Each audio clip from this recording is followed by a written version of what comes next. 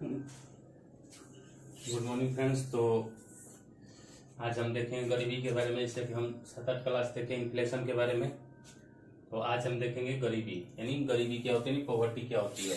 ये भी एक इम्पोर्टेंट टॉपिक है क्योंकि ये पीसीएस के एग्जाम के लिए बहुत इंपॉर्टेंट है। जैसे झारखंड पीसीएस हुआ, बिहार पीसीएस हुआ, तो इसमें क्या होता है कि इससे क्वेश्चन बहुत ज़्यादा आते हैं। इसके समिति कौन कौन है, इससे ज़्यादा क्वेश्चन पूछे जाते हैं। तो हम देखेंगे आज गरीबी के बारे में। पॉवर्टी यानी गरीबी। गरीबी क्या होती है, तो पहला ही यहाँ पे निकलेगा कि गरीबी क्या होती है। तो गरीबी यानी पॉवर्टी क्या है, गरीब लोग कहाँ रहते हैं। इससे पहले आप लोग एक कॉन्सेप्ट यहाँ देखिए कि गरीब लोग कहाँ रहते हैं, समाज में रहते हैं। और लोग गरीब क्यों बोले जाते हैं, क्योंकि उनके पास आर्थिक क्षमता नहीं होती है, यानी उतनी कैपेबिलिटी नहीं होती है, उतनी कैपेसिटी नहीं होती है कि वो किसी चीज को खरीदें या परचेज करें। इसीलिए उनको क्या बोला जाता है, गरीब बोला जाता है। तो गरीबी क्या है, गरीबी एक सामाजिक एवं आर्थिक स्थिति को दर्शाता है। गरीबी क्या करता है, सामाजिक, क्योंकि गरीब लोग कहाँ रहेंगे, समाज में रहेंगे। और गरीब क्यों बोले जाते हैं, क्योंकि उनके पास वो क्या है, आर्थिक रूप से कमजोर है। तो कैसी स्थिति हो गई, सामाजिक और आर्थिक। तो गरीबी एक सामाजिक और आर्थिक स्थिति को दर्शाता है, क्योंकि इसमें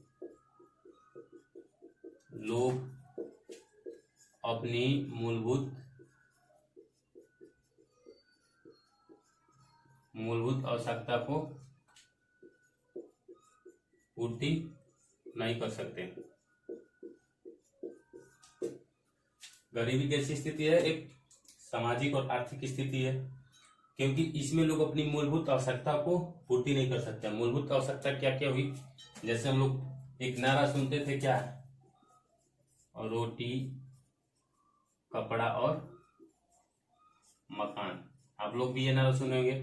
तो ये क्या थी, एक मूलभूत आवश्यकता थी। और रोटी कपड़ा और मकान, रहने के लिए आवास चाहिए, उनको घर चाहिए, पहनने के लिए कपड़ा चाहिए, और पेट के लिए क्या चाहिए, रोटी चाहिए। यानी पेट अगर जिलाना है तो उनको क्या चाहिए, रोटी चाहिए। तो ये मूलभूत आवश्यकता मानी जाती थी क्या, पहले। लेकिन अब इसमें क्या क्या ऐड कर दिया गया है, शिक्षा को भी ऐड कर दिया गया है, यानी शिक्षा को भी जोड़ दिया गया है, स्वास्थ्य को भी क्या क्या इसमें ऐड कर दिया गया है। तो मूलभूत आवश्यकता क्या हो गई, रोटी कपड़ा मकान शिक्षा और स्वास्थ्य, ये हमारी क्या हो गई, मूलभूत आवश्यकता हो गई। तो गरीबी एक सामाजिक और आर्थिक स्थिति को दर्शाता है, क्योंकि इसमें लोग अपनी मूलभूत आवश्यकता को पूर्ति नहीं कर सकते हैं। अब इस मूलभूत आवश्यकता में रोटी कपड़ा और मकान शिक्षा स्वास्थ्य आदि को क्या किया है, ऐड कर दिया गया है। तो इसमें ये तो हुआ एक, मान लीजिए जेन्युइन डिफिनेशन हुआ है। लेकिन इसमें कुछ कुछ है, जैसे अमर्त्य सेन है, उन्होंने गरीबी के बारे में क्या कहा है, वर्ल्ड बैंक ने गरीबी को कैसे डिफाइन किया है। तो पहले देखिए अमर्त्य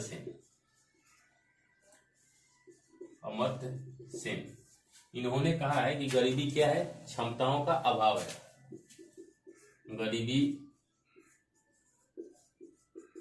क्षमताओं का अभाव है। गरीबी क्या है, क्षमताओं का अभाव है। यानी क्षमता मतलब कैपेसिटी, यानी इसका मतलब कि आपके पास उतना कैपेसिटी नहीं है कि जो आप मूलभूत आवश्यकता को भी पूर्ति कर पा रहे हैं। जैसे रोटी कपड़ा मकान शिक्षा स्वास्थ्य, इसको भी अगर आप पूर्ति नहीं कर पा रहे हैं तो आप क्या है, आपके पास उतना क्षमता नहीं है, उतनी कैपेसिटी नहीं है। तो इन्होंने कहा कि गरीबी क्या है, क्षमताओं का अभाव है। यानी आपके पास उतनी आर्थिक स्थिति से आप मजबूत नहीं है कि आप अपनी मूलभूत आवश्यकता को भी पूर्ति कर पा रहे हैं, तो आप क्या है, गरीब हैं। वर्ल्ड बैंक ने क्या कहा, वर्ल्ड बैंक इन्होंने कहा कि अगर प्रतिदिन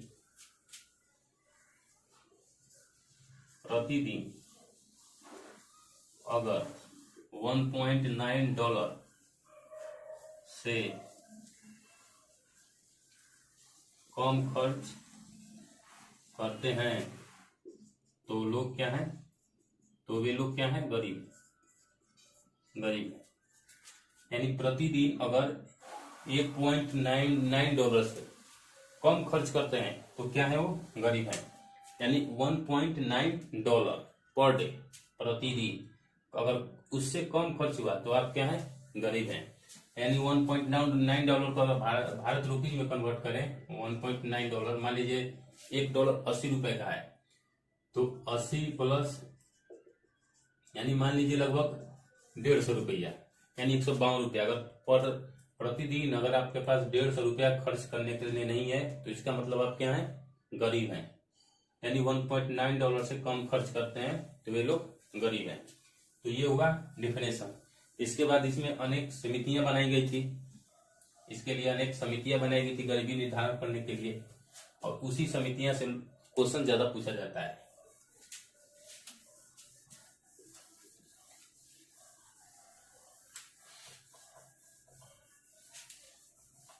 जैसे सबसे पहले भारत में गरीबी को किसने डिफाइन किया था, दादा भाई नौरोजी ने। दादा भाई नौरोजी ने कब किया था, 1878 में। 1878 में सबसे पहले किसने डिफाइन किया था, दादा भाई नौरोजी ने। और इन्होंने क्या क्या बताया था कि जिसके पास 16 से 35 रुपए प्रति वर्ष खर्च करने के लिए नहीं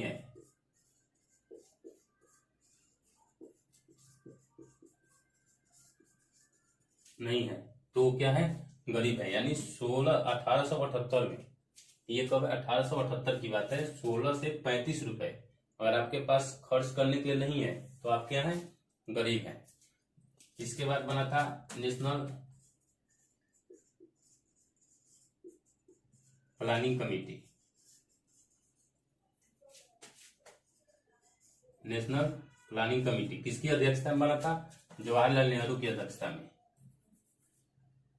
JL नेहरू यानी जवाहरलाल नेहरू की अध्यक्षता में बना था नेशनल प्लानिंग कमेटी। और इसने क्या बताया, इसने कहा कि पोषण संबंधी जो व्यय है उसके आधार पर गरीबी का निर्धारण करना है। यानी किस पे, पोषण स्तर पे। पोषण मतलब जो हमको पोषक तत्व चाहिए, जैसे जीने के लिए क्या चाहिए, रोटी, आवास क्या चाहिए, कपड़ा, सॉरी आवास के लिए मकान, पहनने के लिए कपड़ा। तो ये क्या बोला कि जो पोषण है, पोषण के आधार पे हम क्या करेंगे, नेशनल प्लानिंग कमेटी ने बताया कि हम पोषण के स्तर पे गरीबी का निर्धारण करेंगे। तो ये नेशनल प्लानिंग कमेटी थी। इसके बाद बना था बॉम्बे प्लान।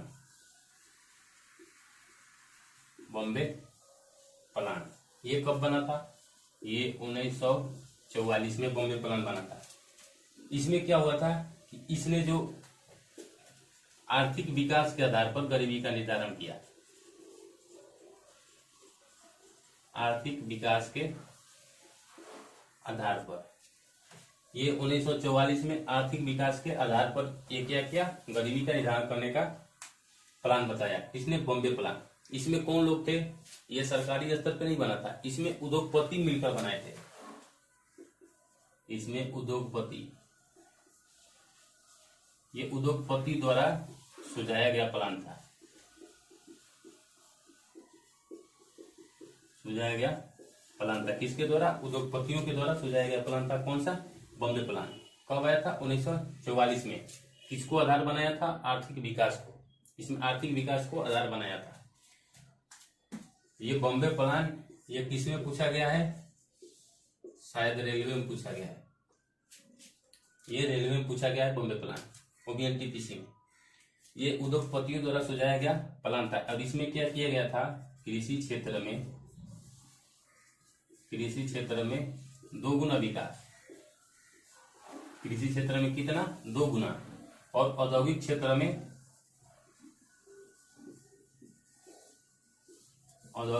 में 5 गुना। याद रखिएगा, 2 गुना किस में, कृषि क्षेत्र में विकास करना चाहते थे। 5 गुना किस में चाहते थे, औद्योगिक क्षेत्र में। कृषि क्षेत्र यानी प्राथमिक क्षेत्र, औद्योगिक क्षेत्र द्वितीयक क्षेत्र। यानी कृषि क्षेत्र में 2 गुना विकास करना चाहते थे और औद्योगिक क्षेत्र में 5 गुना विकास करने का प्लान बताया, किसने? बॉम्बे प्लान। इसके बाद डांडेकर फार्मूला आया, ये आप लोग लिखते चलिएगा, और ये आरआरबी में पूछा हुआ है, रेलवे में।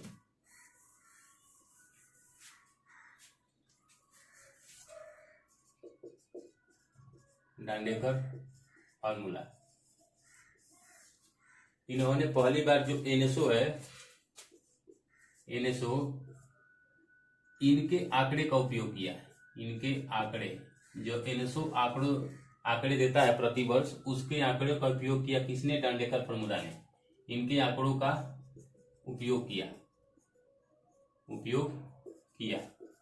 और जो भी हमारी आवश्यकताएं हैं, जैसे जो लोग खरीद रहे हैं और अपनी आवश्यकता के जैसे कपड़ा खरीद रहे हैं, या फिर जैसे कोई पोषण स्तर पे, जैसे चावल खरीद रहे हैं, दाल खरीद रहे हैं, जो भी खरीद रहे हैं पोषण स्तर पे या आवास स्तर पे, तो उन आंकड़ों का क्या किया? इन्होंने उपयोग किया। और इसके बाद इन्होंने उस आंकड़े के आधार पर जो उससे व्यय था, जो उससे यानी इनके आंकड़ों का, एनएसओ के आंकड़ों का उपयोग किया और उससे जो संबंधित व्यय था, व्यय यानी जो खपत था का उपयोग किया। जो आंकड़ा था उसका उपयोग किया। मान लीजिए जैसे आप कपड़ा खरीदने गए तो आपके पास कितनी कैपेसिटी है। इसके बाद जैसे मान लीजिए कि आप चावल खरीदने गए, दाल खरीदने गए, पोषण संबंधी, तो उससे जो आंकड़ा था वो, इसके बाद जो आवास से रिलेटेड आंकड़ा था उसको, तो उसी आंकड़े को एनएसओ क्या करता है? जारी करता है। तो ये जो आंकड़ा जारी किया और उससे जो खपत व्यय था, उससे जो संबंधित व्यय था, उसी का उपयोग किया किसने? डांडेकर फार्मूला ने। और इन्होंने पहली बार वैज्ञानिक गणना किया, वैज्ञानिक गणना किया और क्या दिया? डांडेकर फार्मूला। डांडेकर फार्मूला दिया इन्होंने, किसने? डांडेकर फार्मूला ने। जैसे एग्जाम में पूछ दे कि पहली बार वैज्ञानिक गणना किसने किया था, तो डांडेकर ने किया था। इन्होंने क्या किया था कि जो आंकड़ा है उसका, जो एनएसओ द्वारा जारी आंकड़ा है उसका उपयोग किया और उससे जो रिलेटेड व्यय है, उससे जो खपत है, उसका उपयोग करके इन्होंने पहली बार वैज्ञानिक गणना किया। इसके बाद बनी अलग समिति।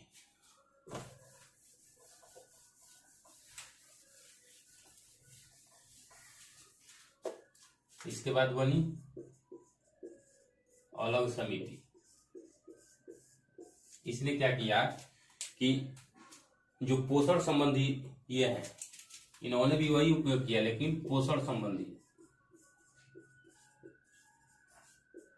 जो पोषण संबंधी रिलेटेड है उसके डाटा का उपयोग किया, उससे संबंधित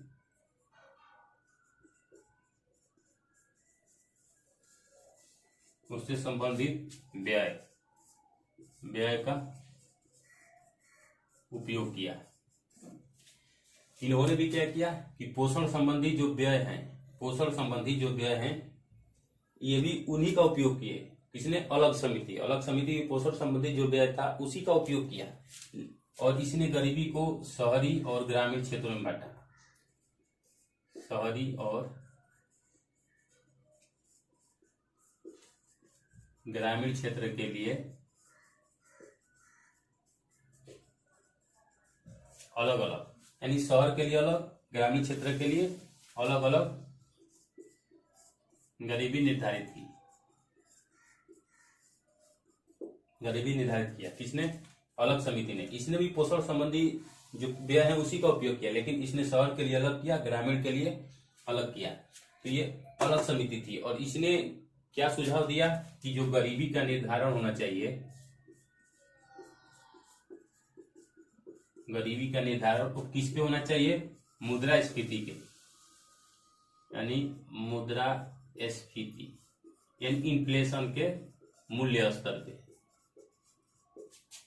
यानी इन्फ्लेशन के बेसिस पे, इन्फ्लेशन के बेसिस पे जो मुद्रास्फीति हम आपको बढ़ा चुके हैं कि दाम कितना बढ़ा, कितने से दाम बढ़ रहा है, तो उसी को क्या बोलते हैं? इन्फ्लेशन। तो इन्होंने सुझाव दिया कि जो गरीबी का निर्धारण होना चाहिए, यानी जैसे गरीबी को आप लोग निर्धारित कर रहे हैं तो किस बेसिस पे होना चाहिए, मुद्रास्फीति के मूल्य पे, यानी इन्फ्लेशन के बेसिस पे होना चाहिए। और शहर के लिए अलग और ग्रामीण क्षेत्र के लिए अलग होना चाहिए। और किससे रिलेटेड होना चाहिए, पोषण संबंधी। पोषण संबंधी जो आवश्यकता है उससे जो व्यय हो रहा है, यानी उसको खरीदने में जो दाम लग रहा है, यानी जो खपत हो रही है मेरी, उसी को उपयोग करेंगे। और शहर के लिए अलग, ग्रामीण क्षेत्र के लिए अलग। तो ये थी अलग समिति। इसके बाद बनी लकड़वाल समिति।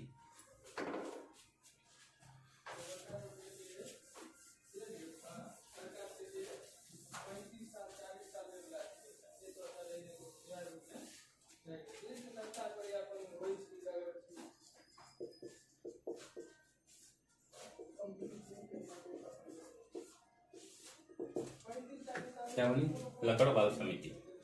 अब इन्होंने क्या किया,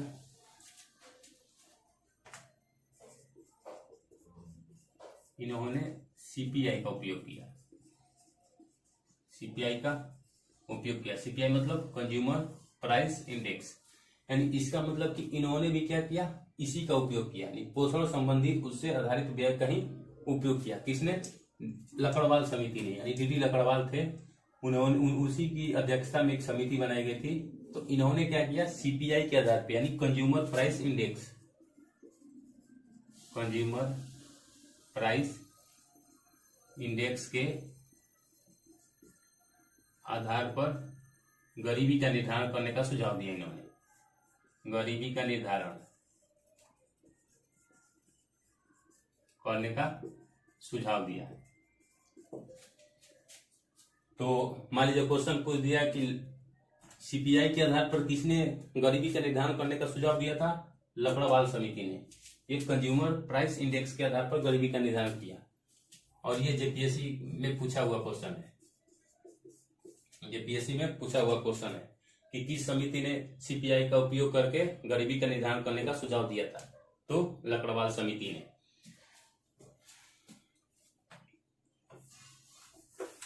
इसके बाद 2-3 कमिटी और है, बस नाम में याद रख लीजिए, उतना इंपॉर्टेंट नहीं है वो। सुरेश तेंदुलकर कमिटी,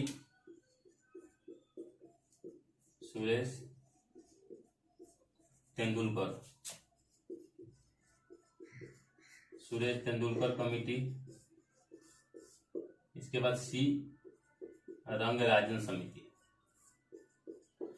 मान लीजिए कभी मिलान देने के लिए पूछ सकता है, यानी इसको मैच करने के लिए ये दे सकता है ऑप्शन, इसमें गरीबी से कौन समिति रिलेटेड है, तो सुरेश तेंदुलकर समिति, सी रंगराजन समिति।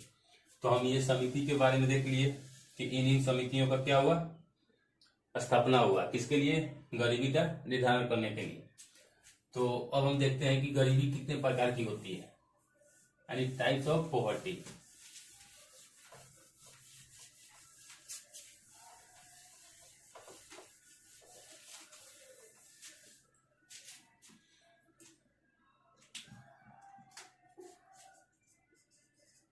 टाइप्स ऑफ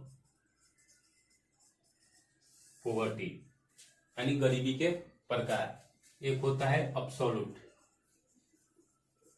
अब्सोल्यूट पॉवर्टी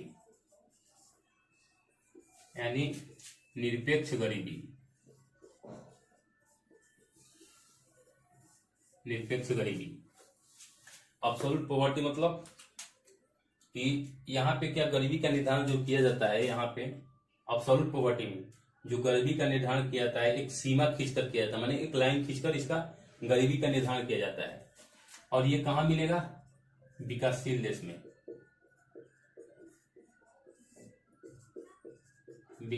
विकासशील देश में देखने को मिलता है कौन, अब्सोल्यूट पॉवर्टी। इसमें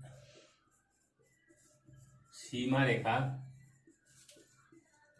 सीमा रेखा के द्वारा क्या किया जाता है, गरीबी का निर्धारण किया जाता है।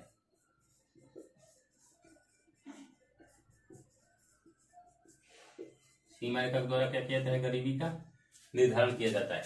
जैसे मान लीजिए ये बना दिया पॉवर्टी लाइन, मान लीजिए गरीबी रेखा बना दिया, इसके ऊपर वाले को बोलेगा गरीब नहीं है, इसके नीचे वाले गरीब हैं। इसे मान लीजिए सरकार ने क्या किया, इसके ऊपर वाले जो रहेंगे वो गरीब नहीं है, इसके जो नीचे वाले होंगे वो गरीब हैं। तो इसी को बोलते हैं पॉवर्टी लाइन यानी गरीबी रेखा।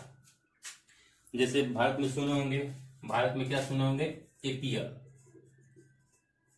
और बीपीएल, यानी एवब पॉवर्टी लाइन, यानी गरीबी रेखा के ऊपर, एवब मतलब ऊपर, एवब poverty line, below poverty line, यानी गरीबी रेखा के जो नीचे रह रहे हैं वो क्या है, गरीब है, इससे जो ऊपर रह रहे हैं वो गरीब नहीं, यानी एवब poverty line, below poverty line. तो ये कहाँ देखने को मिलती है, विकासशील देशों में, और इसको सीमा रेखा के द्वारा क्या किया जाता है, गरीबी का निर्धारण किया जाता है। एक होता है रिलेटिव पॉवर्टी,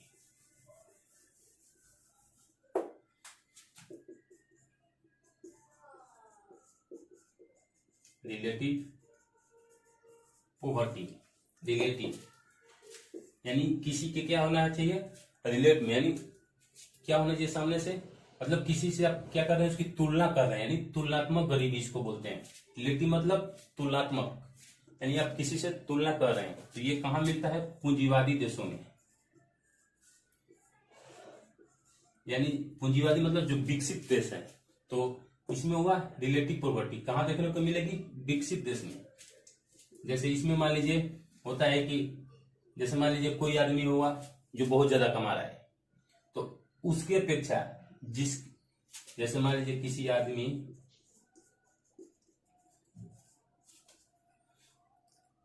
जिनकी आय क्या है, ज्यादा है, जिनकी आय ज्यादा है, और एक आदमी है और दूसरा आदमी जिसका आय क्या है, जिसका आय कम है। मान लीजिए एक आदमी का आय ज्यादा है और एक आदमी का आय कम है, तो वो आदमी क्या होगा, ये दूसरा वाला आदमी इसके सापेक्ष में, यानी इसके सापेक्ष में क्या माना जाएगा, गरीब माना जाएगा। यानी इससे तुलना की जा रही है, किससे तुलना की जा रही है, पहले आदमी से दूसरे आदमी की तुलना की जा रही है। तो जब पहले आदमी से दूसरे आदमी की तुलना की जाएगी, इसी को बोलेंगे क्या, रिलेटिव पॉवर्टी, यानी सापेक्ष गरीबी। ये था निरपेक्ष गरीबी, यहाँ किसी की तुलना नहीं हो रही थी, यहाँ पर डायरेक्ट लाइन खींचा जा रहा था, इससे जो ऊपर आया वो गरीब नहीं है, उससे जो नीचे आया वो गरीब है। लेकिन इसमें क्या किया जा रहा है कि तुलना किया जा रहा है। जैसे मान लीजिए कि आप हैं और मान लीजिए आपका कोई फ्रेंड है, तो आपके पास बहुत ज्यादा पैसा है, आपके फ्रेंड के पास उतना पैसा नहीं है, तो आपका फ्रेंड आपके तुलना में क्या होगा, गरीब होगा। तो उसी को बोलते हैं रिलेटिव पॉवर्टी। तो एक होता है अब्सोल्यूट पॉवर्टी, एक होता है रिलेटिव पॉवर्टी। तो ये टाइप्स ऑफ पॉवर्टी थे। ये क्लास ज्यादा लंबा हो जाएगा, इसीलिए हम नेक्स्ट क्लास में ही देखेंगे कि इसको पॉवर्टी को कैसे निर्धारित किया जाता है, यानी कैसे मापा जाता है इसको। तो उसको हम नेक्स्ट क्लास में देखेंगे। आज के लिए इतना ही। Thank you. अगर आप लोग को अच्छा लगे तो आप इसको शेयर भी किया कीजिए अपने ग्रुप में, लाइक भी किया कीजिए, कमेंट भी किया कीजिए और सब्सक्राइब भी कर लीजिए अगर आप लोग को अच्छा लगे तो। और खराब लगे तो आप लोग सुझाव भी दिया कीजिए कि हाँ आपको ये खराब लग रहा है, चाहे जो भी उसमें हमको जो सुधार करना होगा हम करेंगे। वो आप लोग के ऊपर ही है कि आप लोग कैसे उसको मतलब क्या कमेंट देते हैं। तो आज के लिए इतना ही। धन्यवाद। हम नेक्स्ट क्लास में देखेंगे कि उसको मापने की विधि क्या है।